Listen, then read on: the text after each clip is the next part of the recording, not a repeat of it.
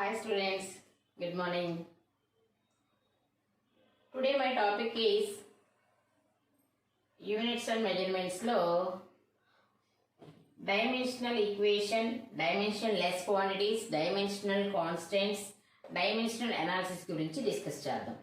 అయితే మనం already previous క్లాస్లో డైమెన్షనల్ ఫార్ములా అంటే ఏంటి, ఏ ఫిజికల్ క్వాంటిటీకి డైమెన్షనల్ ఫార్ములా ఎలా రాయొచ్చు, అవి ఎలా రాయాలి, వాళ్ళ ఫార్ములాని బేస్ చేసుకొని డైమెన్షనల్ ఫార్ములా ఎలా రాయాలి, దాని యూనిట్ ఎలా రాయాలి అన్నది మనం ప్రీవియస్ క్లాస్లో ఆల్రెడీ డిస్కస్ చేసాం. తర్వాత కొన్ని డెఫినేషన్స్ చెప్పుకుందాం. ఆ డెఫినేషన్స్ ఏంటి అంటే, ఫస్ట్ వన్ వచ్చేసి డైమెన్షనల్ ఈక్వేషన్. డైమెన్షనల్ ఈక్వేషన్ నేమ్లోనే ఉంటుందమ్మా ఆన్సర్. నేమ్ని బట్టి నీకు గుర్తు రాకపోయినా నేమ్ని బట్టి నువ్వు ఈజీగా డెఫినేషన్ రాసేయచ్చు. డైమెన్షనల్ ఈక్వేషన్ అంటే ఏంటి? It is an equation. Equation అనగానే it is an equation. It is an equation equating the physical quantity with its dimensional formula. The physical quantity with its dimensional formula. మనకి dimensional equation అనేది ఒక equation. Dimensional equation అనేది ఏంటిది? ఒక equation. అయితే దాని equation అని ఎప్పుడు పిలుస్తాం? ప్రతి ఫిజికల్ క్వాంటిటీకి ఒక డైమెన్షనల్ ఫార్ములా ఉంటుంది కదా. So physical quantity is equal to dimensional formula. Physical quantity is equal to dimensional formula. Physical quantity ని డైమెన్షనల్ ఫార్ములాకి ఈక్వల్ చేసి రాసినప్పుడు దాన్నే మనం డైమెన్షనల్ ఈక్వేషన్ అంటాం. Dimensional equation. అదే మరి definition. It is an equation equating the physical quantity. Physical క్వాంటిటీని ఈక్వల్ చేస్తున్నాం ఎవరితో? with its dimensional formula తో. So that is called dimensional equation. So for example కి ఫోర్స్ తీసుకుందాం. ఫోర్స్ అనేది ఒక ఫిజికల్ క్వాంటిటీ కదా. సో ఫోర్స్ కి డైమెన్షనల్ ఫార్ములా ఎంత? mLT power -2. So mLT power -2 ఎలా వచ్చిందో ప్రీవియస్ క్లాస్ లో మనం చెప్పుకున్నాం. ఫోర్స్ అంటే ఏంటి? Mass into acceleration. ఫోర్స్ కి ఫార్ములా ఏంటమ్మా? Mass into acceleration. మాస్ అంటే m, యాక్సిలరేషన్ కి dimensional formula LT power -2. So mass into acceleration కాబట్టి mLT power -2. mLT power -2. So ఇప్పుడు వాడు చెప్పిన ఈక్వేషన్ బట్టి ఫిజికల్ క్వాంటిటీ అంటే ఫోర్స్ ఈజ్ ఈక్వల్ టు ఎవరికి ఈక్వల్ చేసాం? ఒక డైమెన్షనల్ ఫార్ములాకి ఈక్వల్ చేసాం. కాబట్టి మొత్తాన్ని కలిపి ఏమంటాం? డైమెన్షనల్ ఈక్వేషన్ అంటాం. ఏమంటాం? Dimensional equation. అదేవిధంగా వర్క్ తీసుకోండి. వర్క్ కి డైమెన్షనల్ ఫార్ములా ఎంత? mL² power -2. mL² power -2. ఇది ఎలా వచ్చింది మనకి? వర్క్ కి డిస్ప్లేస్మెంట్. వర్క్ కి ఫార్ములా ఏంటి? Force into displacement. వర్క్ కి ఫార్ములా ఏంటమ్మా? Force into displacement. అయితే ఫోర్స్ కి already dimensional formula mLT power -2. Force రాసాం ఇంటూ డిస్ప్లేస్మెంట్. డిస్ప్లేస్మెంట్ అంటే L. సో ఆల్రెడీ ఇక్కడ ఒక L ఉంది, ఇంకో L. So mL² power -2. ఇవి రెండు కూడా దగ్గర దగ్గర ఒకేలా ఉంటాయి. మీరు ఆ డిఫరెన్స్ గుర్తుపెట్టుకోండి. ఇవి ఎక్కువగా యూజ్ అవుతాయి కాబట్టి ఇవి బట్టి గుర్తుపెట్టేసుకోవాలి. ప్రతిదీ ఫార్ములా రాసి దాన్ని బట్టి డైమెన్షనల్ ఫార్ములా రాయడం కుదరదు. ఫోర్స్కి డైమెన్షనల్ ఫార్ములా mLT పవర్ -2. వర్క్కి dimensional formula mL² power -2. This is dimensional equation. Next one వచ్చేసి dimensionless quantity. Dimensionless quantity. So నేమ్లోనే ఉంది డైమెన్షన్ లెస్ క్వాంటిటీ అన్నాడు. ఏ physical quantities having a no dimensional formula are called dimension less quantities. Dimension less quantities. మనం ఏం చెప్పుకున్నాం? ప్రతి physical క్వాంటిటీకి ఒక డైమెన్షనల్ ఫార్ములా ఉంటుంది అని చెప్పాం. అయితే కొన్ని ఫిజికల్ క్వాంటిటీస్కి డైమెన్షనల్ ఫార్ములా ఉండదు. కొన్ని ఫిజికల్ క్వాంటిటీస్కి డైమెన్షనల్ ఫార్ములా అనేది ఉండదు. ఏ ఫిజికల్ క్వాంటిటీస్కి అయితే డైమెన్షనల్ ఫార్ములా ఉండదో ఆ ఫిజికల్ క్వాంటిటీస్ని ఏమని పిలవాలి? డైమెన్షన్ లెస్ క్వాంటిటీ అనాలి. ఏమనాలి? Dimensionless quantity. So physical quantities having no dimensional formula are called dimensionless quantities అంటాం. సో వాటికి ఎగ్జాంపుల్స్ ఏంటమ్మా? Best example angle. యాంగిల్కి డైమెన్షనల్ ఫార్ములా ఉండదు. రెండోది స్ట్రెయిన్. రెండోది ఏంటి? స్ట్రెయిన్. తర్వాత relative density. Relative density. Coefficient of friction. Coefficient of friction. ఈ 4 బెస్ట్ ఎగ్జాంపుల్స్ అన్నమాట. డైమెన్షనల్ ఫార్ములా లేని ఫిజికల్ క్వాంటిటీస్ ఏంటి? Angle, strain, relative density, coefficient of friction. Next dimensional constants. Dimensional constants అంటే ఇది కూడా నేమ్ని బట్టి మీరు డెఫినేషన్ చెప్పేయచ్చు. డైమెన్షనల్ కాన్స్టెంట్స్ అంటే ఏంటి? కొన్ని కాన్స్టెంట్స్కి డైమెన్షనల్ ఫార్ములా ఉంటుంది, కొన్నిటికి ఉండదు. సో ఎవరికైతే డైమెన్షనల్ ఫార్ములా ఉంటుందో వాటిని డైమెన్షనల్ కాన్స్టెంట్స్ అంటాం. So constants having dimensional formula are called dimensional constants. Constants having dimensional formula are called dimensional constants. వీటికి ఎగ్జాంపుల్స్ ఏంటి? Planck's constant. ఇవన్నీ మీరు 10th క్లాస్లో వినే ఉంటారు. Planck's constant, universal gas constant, next gravitational constant, Boltzmann constant, Stefan's constant. ఈ Boltzmann, స్టిఫాన్ ఇది ఏంటంటే సైంటిస్ట్ పేర్లు అన్నమాట. సైంటిస్ట్ పేర్లు ఏమేమి ఉన్నాయి? డైమెన్షనల్ ఫార్ములా ఉండే constants Planck's constant, universal gas constants, universal gravitational constant, Boltzmann constant and Stefan's constants. These are all dimensional constants. అంటే ఈ కాన్స్టెంట్స్ కి కంపల్సరీ డైమెన్షనల్ ఫార్ములా ఉంటుంది. డైమెన్షనల్ ఫార్ములా అనేది కంపల్సరీ ఉంటుంది. Next dimensional analysis. Dimensional analysis అంటే ఏంటి అసలు? Dimensional analysis అంటే ఇప్పుడు నువ్వు ఏదైనా ఒక ఫిజికల్ ఫినామినా తీసుకో, న్యాచురల్ ఫినామినా ఏదో ఒకటి, ఒక ఫిజికల్ ఫినామినా తీసుకున్నప్పుడు దాన్ని స్టడీ చేయడానికి మనం డైమెన్షన్స్ యూజ్ చేస్తాం. ఏదైనా ఒక ఫిజికల్ ఫినామినా నువ్వు స్టడీ చేయడానికి డైమెన్షన్స్ యూజ్ చేసి స్టడీ చేస్తే దాన్నే మనం ఆ మెథడ్ని డైమెన్షనల్ అనాలిసిస్ అంటాం. ఏమంటామమ్మా? Dimensional analysis. అయితే ఇప్పుడు మనం ఈ డైమెన్షనల్ అనాలిసిస్ యొక్క అప్లికేషన్స్ చెప్పుకుందాం. ఈ డైమెన్షనల్ అనాలిసిస్ యూజ్ చేసి నువ్వేమేం చెయ్యొచ్చు, ఆ అప్లికేషన్స్ అనేవి ఇప్పుడు మనం చెప్పుకుందాం. అప్లికేషన్స్ మీద చాలా ప్రాబ్లమ్స్ వస్తాయి, ఇంపార్టెంట్, జాగ్రత్తగా వినండి. మనకి మెయిన్గా applications of dimensional analysis. applications of dimensional analysis. So ఈ డైమెన్షనల్ అనాలిసిస్ ని యూజ్ చేసుకొని ఫస్ట్ నువ్వేం చేయొచ్చు అంటే to convert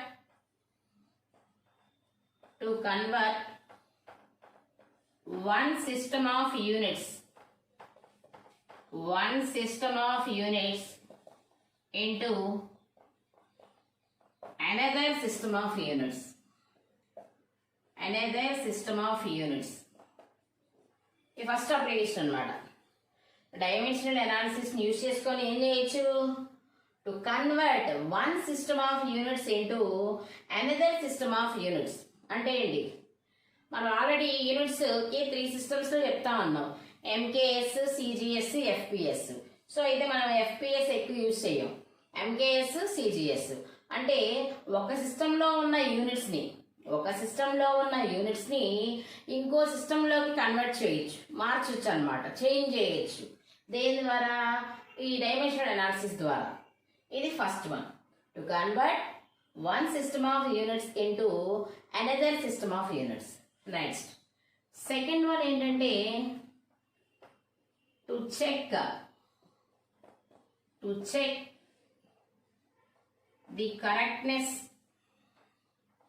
the correctness of an equation. To check the correctness of an equation అంటే ఏంటి? ఇప్పుడు నీకు ఏదో ఒక డైమెన్షనల్ ఈక్వేషన్ ఇచ్చారు, ఒక ఈక్వేషనే ఉంది, ఆ ఈక్వేషన్ కరెక్టా రాంగా మనకు తెలియదు. కరెక్టా రాంగా అన్నది మనకు తెలియదు. అది కరెక్టా రాంగా అని చెక్ చేయడం కూడా ఈ డైమెన్షనల్ అనాలిసిస్ ద్వారా అవుతుంది. సో సెకండ్ వన్ ఏంటమ్మా? To check the correctness of an equation. Next third one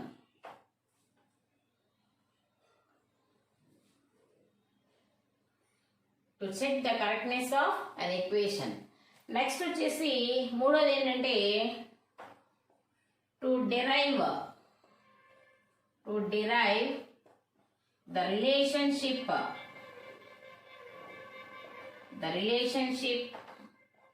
among different physical quantities.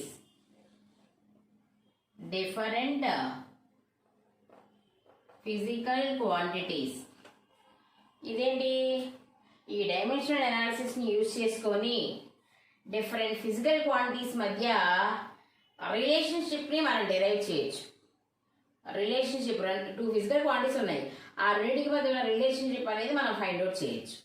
ఈ విధంగా మెయిన్గా ఈ 3 అప్లికేషన్స్ అమ్మ. డైమెన్షనల్ అనాలిసిస్ని యూజ్ చేసుకొని ఫస్ట్ వన్ ఏంటి, to convert one system of units into another system of units. Second one ఏంటి, to check the correctness of an equation. Third one to derive the relationship among the different physical quantities. అయితే ఒక్కొక్క దాని గురించి కొన్ని examples చెప్పుకుందాం. First వచ్చేసి ఇది చెప్పుకుందాం, ఏంటి, ఒక సిస్టంలో ఉన్న యూనిట్స్ని ఇంకో సిస్టంలోకి మార్చడం ఎలా. ఒక సిస్టంలో ఉన్న యూనిట్స్ని ఇంకో సిస్టంలోకి మార్చడం. సో ఏం చేద్దామంటే ఫస్ట్ ఒక ఎగ్జాంపుల్ చెప్పుకుందాం. ఎగ్జాంపుల్ 1, టు కన్వర్ట్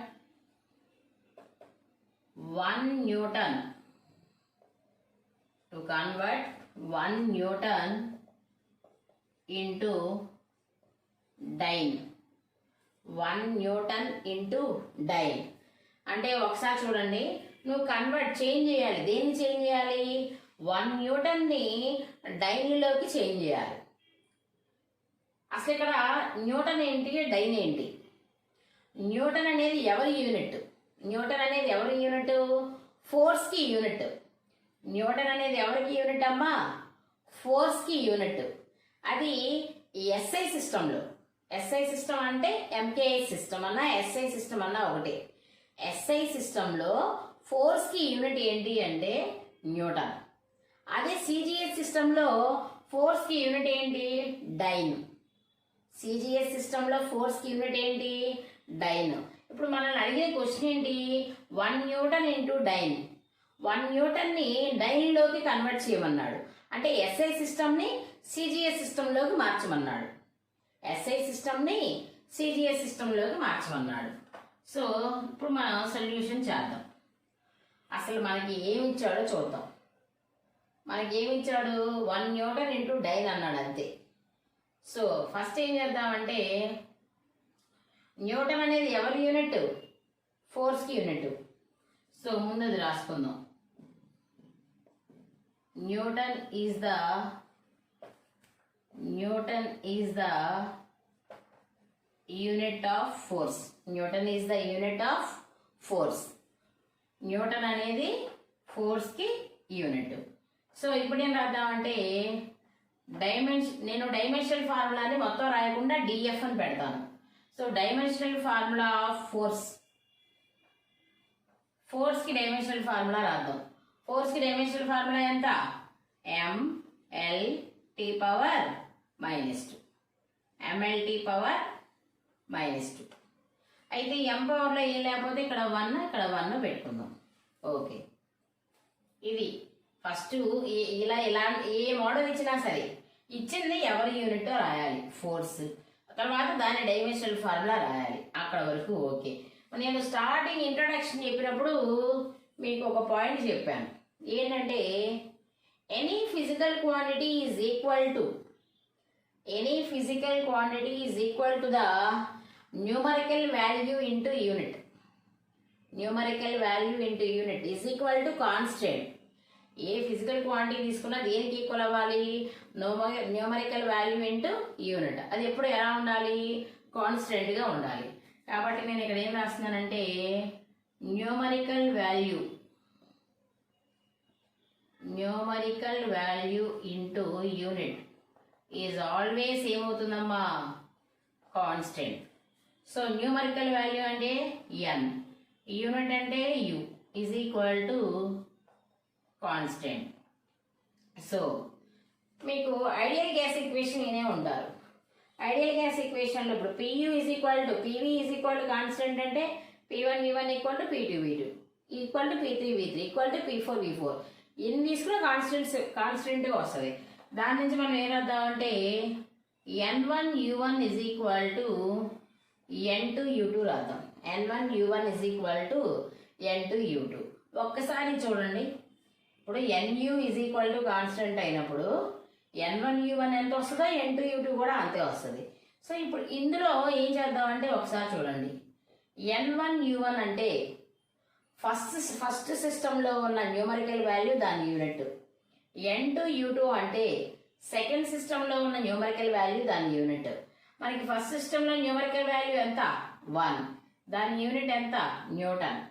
సెకండ్ దానిలో న్యూమరికల్ వాల్యూ తెలియదు మనకి, అంటే నువ్వేం కనుక్కోవాలి N2 కనుక్కోవాలి. యూనిట్ ఎంత డైను, అంటే నువ్వు N2 ఫైండ్ అవుట్ చేయాలి. సో ఈక్వేషన్ నుంచి N2 ఫార్ములా ఎలా రాయొచ్చు, N2 N1 ఇటు తీసుకెళ్ళు. So N2/N1 is equal to U1/U2. ఈ N1 ఇటు వెళ్ళింది, ఈ U2 ఇటు వచ్చింది. సో ఇప్పుడు N2/N1 అంటే ఎంతమ్మా, ఇక్కడ 1 న్యూటనే కదా. U1U2 అంటే U1 ఏంటిది న్యూటన్, U2 ఏంటిది డైన్. సో న్యూటన్ అయినా డైన్ అయినా అది ఎవరి యూనిట్స్, ఫోర్స్ యూనిట్స్. అప్పుడు రెండింటికి డైమెన్షనల్ ఫార్ములా సేమే కదా. సో కాబట్టి U1 అంటే SI సిస్టమ్. సో ఏం రాదా డైమెన్షనల్ ఫార్ములా MLT⁻². పైన ఏమీ లేవు కాబట్టి 1. నెక్స్ట్ కింద MLT⁻². పైన ఏం లేవు కాబట్టి 1. ఇక్కడ డిఫరెన్స్ ఎక్కడ చూపించాలి, అది వేరే సిస్టమ్, ఇది వేరే సిస్టము. సో ఇది ఫస్ట్ది కాబట్టి M1 L1 T1 పెట్టుకోండి, ఇది M2 L2 T2 పెట్టుకోండి.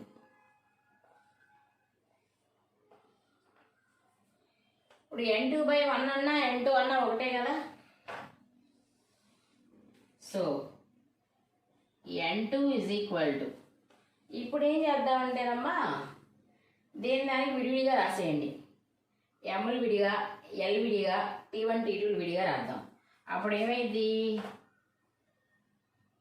M1/M2 హోల్ బ్రాకెట్ పెట్టి పవర్లో ఎంత ఉంది 1, తర్వాత L1/L2 1, ఇది T1/T2 హోల్ పవర్ -2.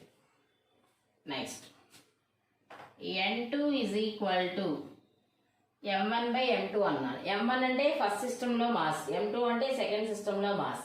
ఫస్ట్ సిస్టంలో మాస్ అంటే ఫస్ట్ సిస్టమ్ అంటే SI సిస్టమ్ కదా. SI సిస్టంలో మాస్కి యూనిట్ ఏంటి, SI సిస్టంలో మీకు స్టార్టింగ్ చెప్పాను ఇంటర్నేషనల్ సిస్టమ్ ఆఫ్ యూనిట్స్ అని, అందులో ఉంటుంది. మాస్కి SI సిస్టంలో యూనిట్ కేజీ, CGS సిస్టంలో గ్రామ్. కాబట్టి M1 అంటే ఏం రాసుకుందాం kg/గ్రామ్. ఇక లెంత్ SI సిస్టంలో మీటర్, CGS సిస్టంలో సెంటీమీటర్. ఇక టైం అయితే ఎక్కడైనా సెకండ్, ఎక్కడైనా second. Next N2 is equal to కేజీని గ్రామ్స్లో కన్వర్ట్ చేద్దాం. కేజీని, ఒక కేజీకి ఎన్ని grams 1000 grams. 1 kg is equal to 1000 grams by gram. ఒక మీటర్కి ఎన్ని సెంటీమీటర్లు 100 సెంటీమీటర్స్ బై సెంటీమీటర్స్. ఇక ఇదేమవుతుంది, ఇది సెకండ్ ఇది సెకండ్ క్యాన్సిల్ అయిపోద్ది. ఇక్కడ ఏముంటుంది 1 హోల్ పవర్ -2 అంటే 1/1². 1/1² అన్నా 1. సో ఇది ఇంత ప్రాబ్లం ఉండదు. So N2 is equal to gram cancel, centimetre cancel. అది ఇక్కడ కూడా ఇదే ఉంచండి, తర్వాత స్టెప్లో క్యాన్సిల్ చేద్దాం. Second second by second, second second cancel. ఇక ఏం మిగిలినాయి చూడండి.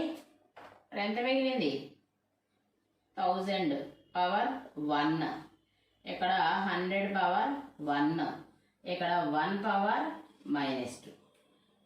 n2 ఈజ్ ఈక్వల్ టు 1000 అంటే ఎలా రాసుకోవచ్చమ్మా? 10 క్యూబ్.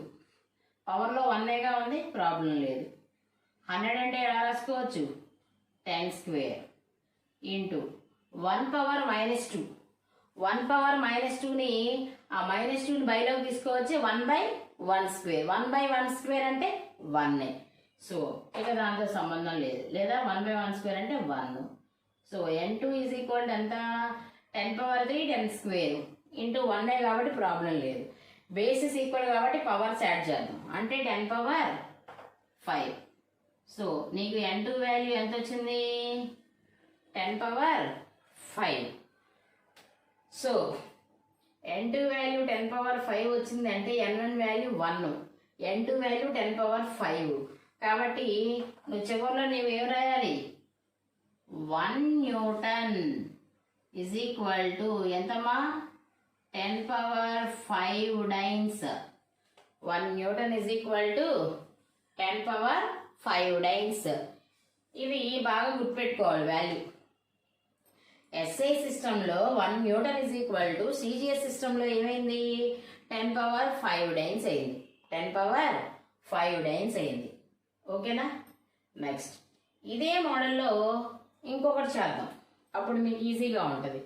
సేమ్ ఇదే మోడల్లో ఇంకొకటి చేద్దాం. సో అయితే కొంచెం మారుద్దాం. మళ్ళీ చెప్పుకుందాం చూడండి, ఇంకోటి మళ్ళీ కన్ఫ్యూజ్ అవ్వకుండా.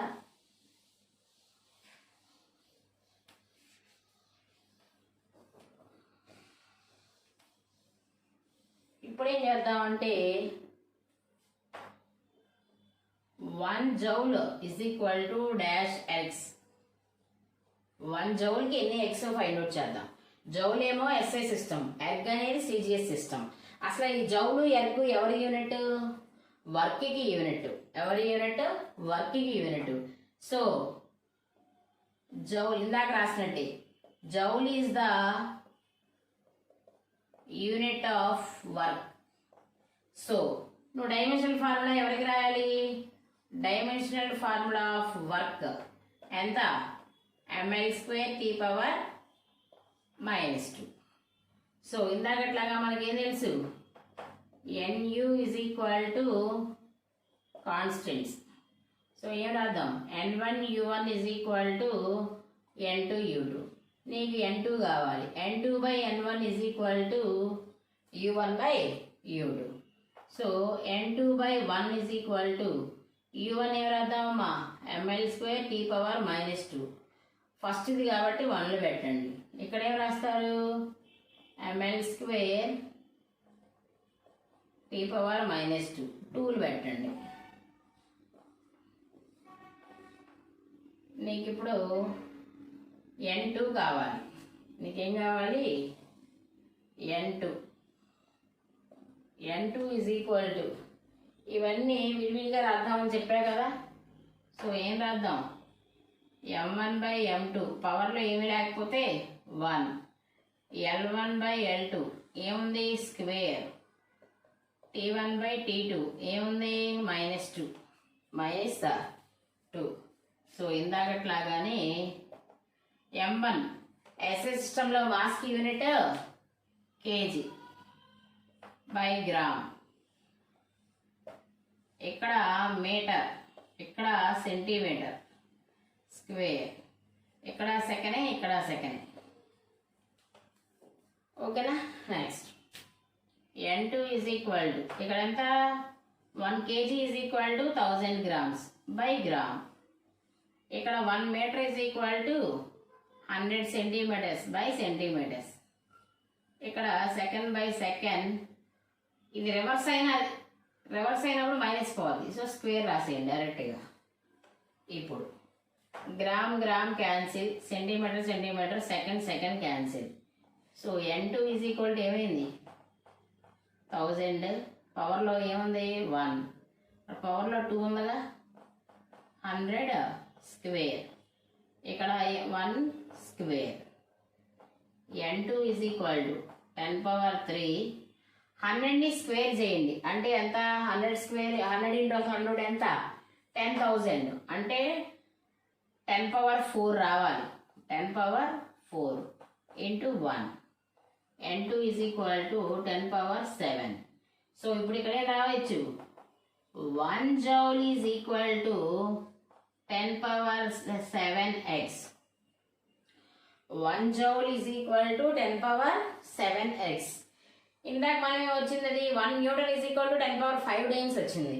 ఇదేమొచ్చింది? 1 joule is equal to 10 power 7x. ఒకవేళ మనకి 1 ఎర్గ్ కావాలనుకో, 1 ఎర్గ్ ఈజ్ ఈక్వల్ టు ఇటు పక్క వస్తే ఏమైంది? 10 పవర్ -7 జౌల్స్. ఇలా అయినా రాసుకోవచ్చు. 1 erg is equal to 10 power -7 joules. ఇది డైమెన్షన్ అనాలిసిస్లో ఫస్ట్ అప్లికేషన్. ఈ విధంగా ఎలాంటి ఇచ్చినా కూడా మీరు చేసేయచ్చు. To convert one system of units into another system of units. ఓకేనా? Thank you.